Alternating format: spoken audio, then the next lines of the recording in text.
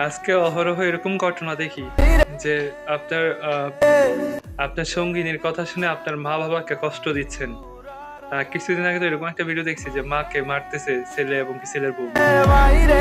তো এটা বলতে চাই যে আপনি যে মার উপরে হাত তোলেন বা যে মার মানে যে মাকে ছোট করে কথা বলেন, এই মার কারণে আজকে এই পৃথিবীর সুখ পান, এই পৃথিবী দেখতে পান।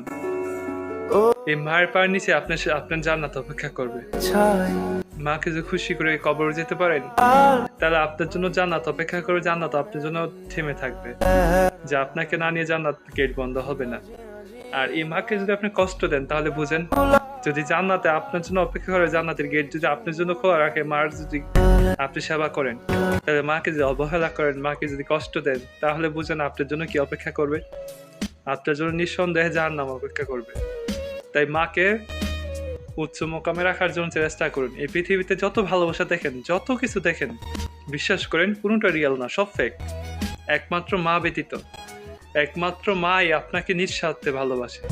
তাছাড়া পৃথিবীর সবাই আপনার সাথে অভিনয়, মিথ্যা, মায়া এইসব দেখায়, কিন্তু কেউ আপনাকে সত্যি ভালোবাসে না ভাই। কেউ ভালোবাসে না এই পৃথিবীতে।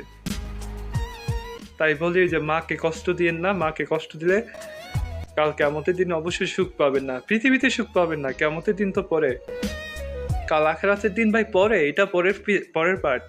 এই পৃথিবীতে আপনার আইজালা সহ্য করতে হবে। তাই মা বাবাকে কখনো কষ্ট দিয়েন না। মা বাবা আছে, এটা আপনার দুনিয়াতে একটা জান্নাত আছে।